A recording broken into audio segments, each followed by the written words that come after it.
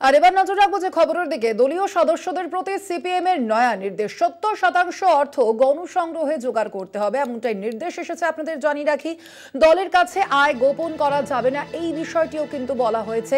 আপনাদের সামনে তুলে ধরছি সেই বিজ্ঞপ্তি। আপনাদের জানাবো, দলীয় সদস্যদের প্রতি সিপিএম এর এবার নয়া নির্দেশিকা, 70% অর্থ গণসংগ্রহে জোগাড় করতে হবে, এই নির্দেশে এমনটাই বলা হয়েছে। আপনারা জানেন, সামনেই রয়েছে 2026-এর যে পশ্চিমবঙ্গে বিধানসভা নির্বাচন রয়েছে, এবং তার আগেই এই নয়া নির্দেশিকার বিস্তারিত জানবো এই সম্পর্কে। আমাদের সঙ্গে এই মুহূর্তে নিউজরুম থেকে রয়েছেন বিশেষ প্রতিনিধি অঞ্জন রায়। অঞ্জন দা, এই নয়া নির্দেশিকায় সিপিএম এর পক্ষ থেকে ঠিক কি বলা হয়েছে?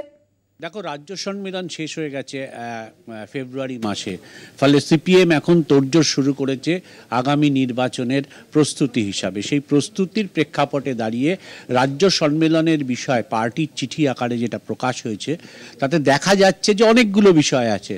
তাতে দেখা যাচ্ছে যে পরিষ্কারভাবে বলা হয়েছে যে 70% অর্থ পার্টির জন্য জোগাড় করতে হবে গণসংগ্রহ অভিযান থেকে। অর্থাৎ বহু আগে মানে কয়েক দশক আগে বলতে পারো, একটা সময় ছিল যখন সিপিএম পার্টি এইভাবেই কিন্তু অর্থ সংগ্রহ জোগাড় করতো। অর্থাৎ বাড়িতে বাড়িতে গিয়ে, পাড়ায় পাড়ায় গিয়ে, বাজারে গিয়ে বিভিন্ন জায়গায় অর্থ সংগ্রহ জোগাড় করতো।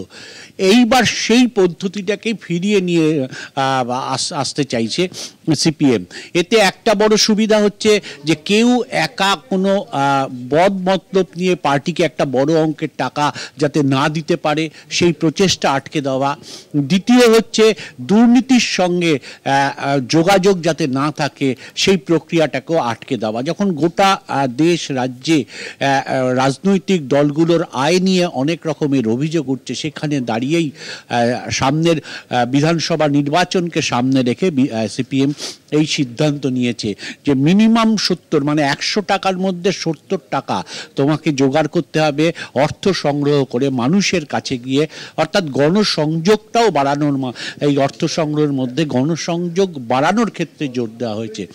দ্বিতীয় যে বিষয়টা বলা হয়েছে যে পার্টি কমরেড যারা চাকরি করেন, যারা লেভি দেন, অর্থাৎ প্রতি মাসে পার্টিকে টাকা দেন আয়ের টাকা থেকে, যে বেতন পান, সেই বেতনের একটা অংশ তারা দেন, সেই টাকার অনেকে লোকানোর চেষ্টা করে। অর্থাৎ বেশি মায়না পেলে অনেকে কম মায়না দেখানোর চেষ্টা করে। সেইটা বলেছে যারা করবে তাদেরকে দল থেকে বহিষ্কার করে দেওয়া হবে।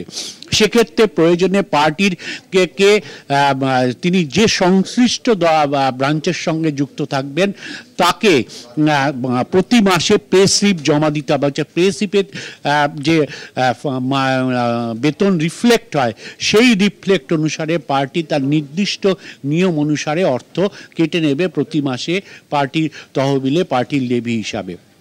এইরকম বহু নির্দেশিকায় প্রকাশ হয়েছে। নিঃসন্দেহে রাজ্য সম্মেলনের মঞ্চে দাঁড়িয়েই সব সিদ্ধান্ত নিয়েছেন, এবং 2026-কে সামনে রেখেই এই সিদ্ধান্তগুলো মূলত নেওয়া হয়েছে বলে আমরা সিপিএম সূত্রে জানতে পারছি।